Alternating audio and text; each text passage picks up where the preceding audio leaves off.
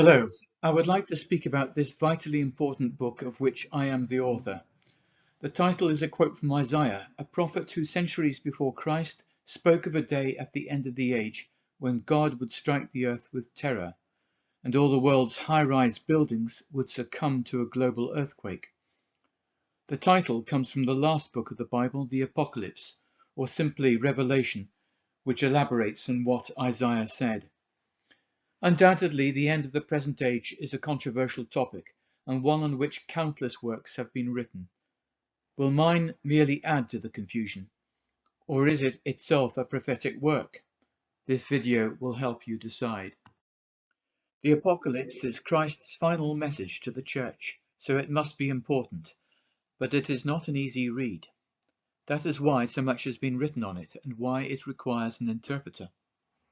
On the other hand, because some of the prophecy has already happened, it is much less difficult to understand than it was. In essence, Revelation has two main purposes. One, to prepare the church for what is soon to happen so that no one falls away. And secondly, to enable her to explain events prophetically to the rest of the world. As Revelation itself says, the testimony of Jesus is the spirit of prophecy. Christian leaders more than anyone need to take note, because on them falls the responsibility of preparing their congregations. Who wants to be like the neglectful servant who said to himself, "My master is delayed"? Popular level books on Revelation tend to be shallow. We should not, for example, be obsessing about the rapture or the number of the beast. At the other end of the spectrum are scholarly books that do not treat Revelation as a prophecy at all. Very few combine scrupulous attention to what the text says with an understanding that it applies to the world of the present. And no theologian before now has understood the text in the light of modern scientific knowledge. The contents. After the introduction, I describe my own spiritual journey and indicate what qualifies me to undertake this work. Then follows the text of Revelation and a chapter-by-chapter review of what it means. The prophecy may be challenging, but it is never dull. The scene is continually shifting, and the visions unforgettable. I will highlight just two. In Revelation 4 and 5, we see the throne of God, the center of power in the universe.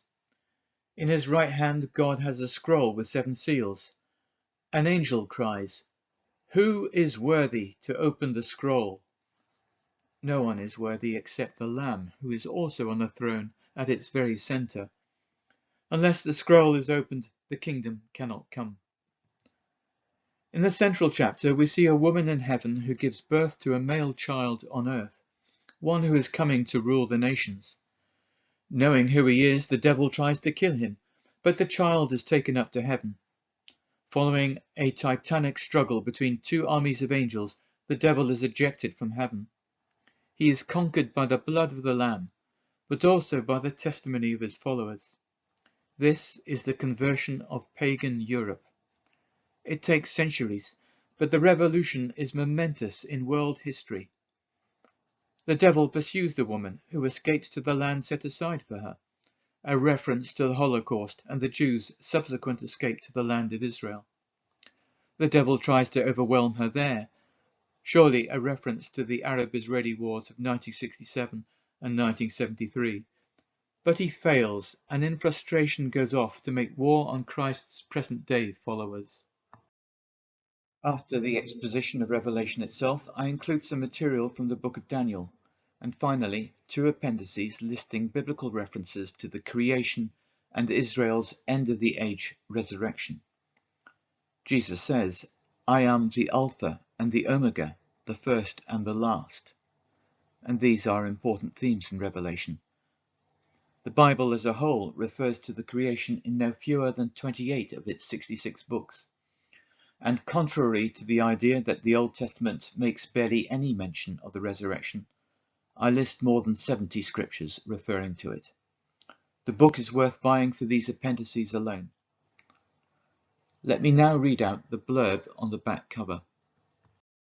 The book of Revelation describes natural disasters that we have only recently come to know about. Coronal mass ejections, global wildfires, asteroid impacts? Could it be that they lie not far in the future? The vision of the four horsemen came to pass in the period 1870 to 1945.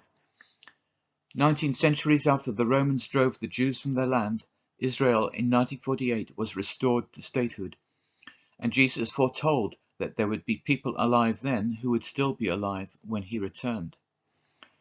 Revelation refers to the Arab-Israeli wars that in 1967 and 1973 threatened to destroy the new state. Also to a time still in the future when the country will be conquered. Like the picture on a jigsaw box, John's prophecy enables us, the last generation, to fit the scattered pieces of Old Testament prophecy together, much of it unfulfilled, and look back on what God has been doing through all history, from creation to the present day. The present age climaxes with the resurrection of Israel's dead and a global earthquake that destroys civilization, our civilization. Unprecedented suffering lies ahead, and we need to be prepared for it. After these things, the kingdom will come. In other words, it will not come until after the birth pangs, and these begin with the opening of the scroll. The scroll is opened seal by seal. The first 4 seals reveal 4 horsemen. With the 5th, the souls of the martyrs cry to God for justice, but they are told to wait a little longer. The 6th summarizes what happens on the day of wrath. Meteoroids dislodged by a wind fall to the earth. The sky darkens. The earth totters in a great earthquake, and all its inhabitants, fearing the wrath of the Lamb, call on the mountains to crush them. And the 7th seal introduces silence, a transition to a series of 7 trumpets. I will focus on the 4 horsemen, since they have now come and gone. There are close parallels between the 6 seals and the sequence of events that Jesus outlines in Matthew, where he says, "Nation will rise against nation, and kingdom against kingdom. There will be famines, disease, and earthquakes in various places. You will be imprisoned and killed. There will be terrors and great signs from heaven, and stars falling to the earth." Here are the 4 horsemen as depicted by the Russian painter Viktor Vasnetsov in 1877, unwittingly just as the vision was beginning to be fulfilled. The vision begins. "And I looked as the Lamb opened one of the 7 seals, and I heard one of the 4 living beings say like the sound of thunder, 'Come.' And I looked, and behold, a white horse, and its rider had a bow, and a crown was given to him, and he went out conquering and in order to conquer." Some commentators have understood the rider to be an Antichrist figure, but all the other riders represent events, not individuals. In fact, he represents an episode that is very much in people's minds at the moment as the West turns in on itself. Europe's second wave of global colonization, following its previous conquest of North and South America, Siberia, India, and Indonesia. We may date this to about 1870, the year when Germany and Italy became unified nation-states. From that point on, Germany, Italy, France, Britain, and nearly every state were in competition. But rather than going to war against each other, they sought to acquire land and wealth by conquering the rest of the unconquered world. That meant principally the carve-up of Africa. In Europe, meanwhile, states sought to secure their power by entering alliances. Austria-Hungary allied itself with Germany. Russia, which bordered Germany, allied itself with France. France allied itself with Britain. And when he opened the 2nd seal, I heard the 2nd living being say, "Come." And there went out another horse, fiery red. And it was given to the rider to take peace from the earth, so that men should slaughter one another. And he was given a great sword. This was the First World War. 10 million soldiers lost their lives, 7 million civilians, and many more in the Russian Civil War, which broke out after Russia's disastrous involvement fighting Germany. And when he opened the third seal, I heard the third living being say, "Come." And I looked, and behold, a black horse, and its rider had a pair of scales in his hand. And I heard a voice in the midst of the four living beings say, "A quart of wheat for a denarius, and 3 quarts of barley for a denarius. And do not harm the oil and the wine." After the Great War came catastrophic famines.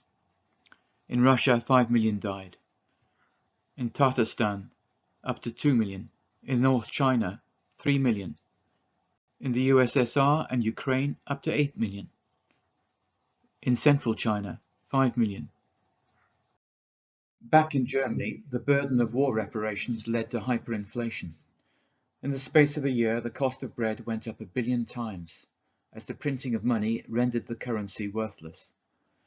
These were the conditions in which Hitler's National Socialist Party came to power.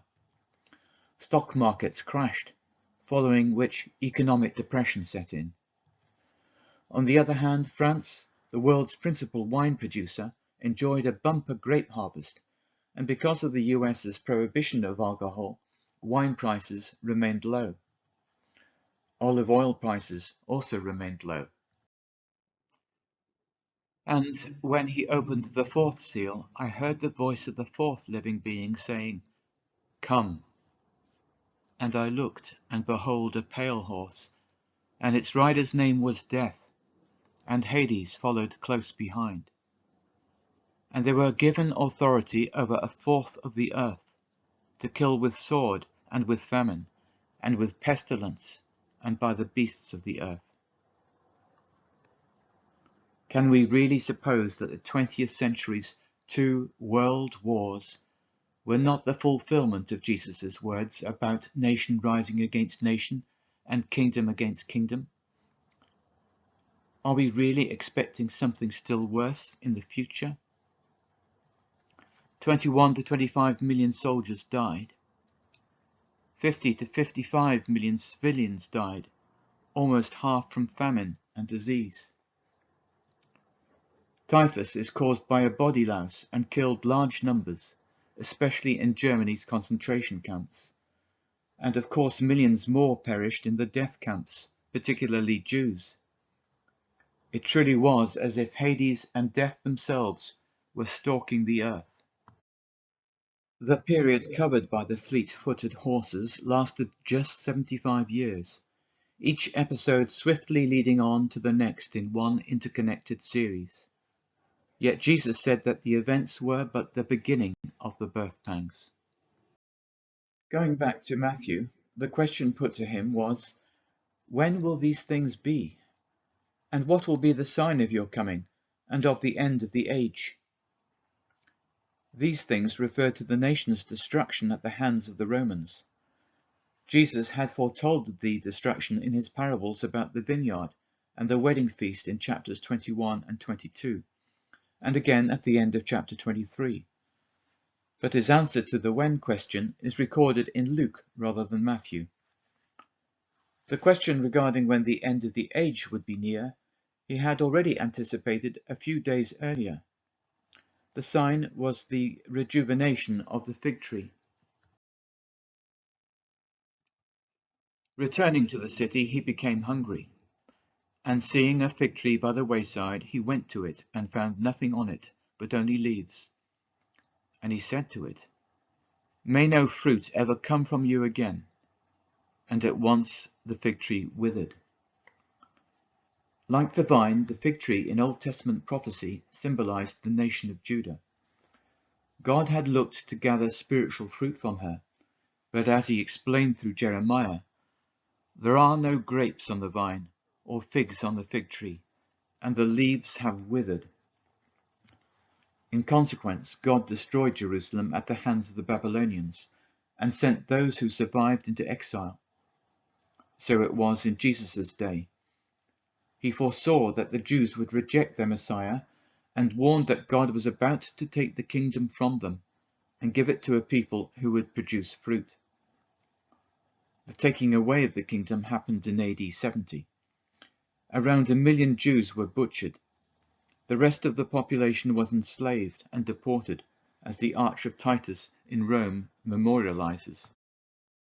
Jewish prisoners are led through Rome's streets, carrying the temple's seven-branched lampstand and silver trumpets, trophies of war. Not one stone of the temple was left standing on another. Apart from fallen blocks, all that remains is the western end of the platform that supported the temple. To put this calamity in context, let us briefly go over the sweep of Israel's history. It begins with the entry of the 12 tribes of Israel into the Promised Land around 1400 BC. A few centuries later, they unite under a monarchy. First Saul becomes king, then David, then Solomon. But in 931 BC, the kingdom splits into two. A kingdom in the north, consisting of 10 tribes and taking up the name of Israel, and a kingdom in the south consisting of 2 tribes called Judah. Both of them are spiritually unfaithful. Eventually, God drives the 10 tribes out of the land to Assyria, and they never come back. Judah lasts a little longer, but in 606 BC it too forfeits the land and is driven out to Babylonia. That is the end of the dynasty which began with David. After 70 years, a remnant return and rebuild Jerusalem and its temple, but they are no longer a kingdom. They continue until AD 70. Israel's condition of exile among the Gentiles is called the diaspora. It came partially to an end in 1948.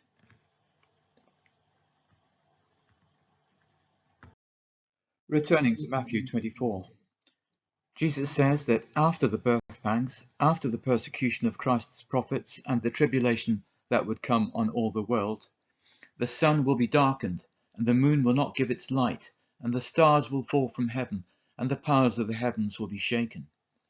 Then will appear the sign of the Son of Man, and all the tribes of the earth will mourn, and they will see the Son of Man coming on the clouds of heaven with power and great glory. Stars, by the way, refer to any celestial body, not necessarily a star in the modern sense. Here he means meteoroids or asteroids. Then he elaborates on the sign. From the fig tree learn its lesson. As soon as its branch becomes tender and puts out its leaves, you know that summer is near. So also, when you see all these things, you know that he is near, at the very doors. Truly, I tell you, this generation will not pass away until all these things take place. He was looking to the time when Jews would return to the land and re-establish a state. The curse would come to an end, even if there would still be no fruit, for most Israelis still do not recognize their Messiah. At that point, the foundation of the state of Israel in 1948, just years after the 4 horsemen, the Messiah's return became imminent. He will be back before the generation which saw that event will have died out. To stress the point in the most solemn terms, he declares, "Heaven and earth will pass away, but my words will not pass away." Church, wake up. Since average life expectancy in Israel is 82, that means that the present age will end at the latest by 2030. And as we have seen, many dire events must happen first, so no one should think, okay, so the bad times are still a little way off. Luke relates the parable in slightly different terms. Look at the fig tree and all the trees. As soon as they come out in leaf, you see for yourselves and know that the summer is already near. Like the fig tree, trees, plural, symbolize nations. So Jesus is saying that all the neighboring peoples would come to statehood about the same time. A remarkable prophecy. In fact, Lebanon gained independence in 1943, just 5 years before Israel. Syria in 1946, Iraq in 1932, Jordan in 1946, Egypt in 1953. Saudi Arabia became a unified state in 1932. One other parable is worth bringing in here, the parable of the shepherd boy who cried, "Wolf!" You know the story. When an actual wolf appears and the boy calls for help, the villagers believe it is another false alarm, and as a result, the sheep perish. I mention it because of this very famous book by Hull Lindsey, published in 1970. It sold in the millions because of the suggestion, based on the fig tree, that everything Jesus foretold would be accomplished by 1988 or thereabouts. Lindsey assumed that Jesus was using the word generation as a unit of time, 40 years, perhaps by analogy with the period that the Israelites spent in the wilderness. But that is not correct. Jesus said that the generation would not die out before all these things had come to pass. Lindsey, albeit in good faith, cried wolf, and now in 2022, 74 years after the foundation of Israel, much of the church is cynical about the subject and no longer expectant. That's her fault, not Lindsey's. Christians should be seeking to understand such matters for themselves, not delegating the responsibility to others. The church is intellectually and spiritually sleeping, and in Europe, including Britain, she is on the verge of extinction. The few sheep remaining are in danger of being eaten up. So, what lies ahead? First, an angel in heaven will blow a trumpet and cast fire on the planet, and all its vegetation will be burned up. Revelation is describing what scientists call a coronal mass ejection, an outburst from the sun that will bring down a hail of meteoroids, and in the process most of the Earth's communication satellites. The heat will cause wildfires. The burning up of crops will cause widespread famine. Dislodged by the same solar wind, an asteroid will fall into the sea and destroy a third of the world's shipping. Israel's enemies will take advantage of the chaos and invade the country. The church will experience persecution as never before. Why? Because a few Christians will see that God is telling the world he can be ignored no longer. He is commanding the world to worship him, the Creator to whom we owe life, breath, and everything. They will proclaim the gospel and be hated for it. Instead, people will go on worshipping demons and the work of their hands. Eventually, God will open up the abyss and torment the unrepentant with the demons. Finally, after the seventh trumpet, God will pour on the earth the full force of his wrath, and a global earthquake will bring our corrupt, God-defying civilization crashing to the ground. Only then will the kingdom of God be established. Read the book. It's important. Think about the fig tree. And if, having read it, you agree that the prophecy is a message from God, share it.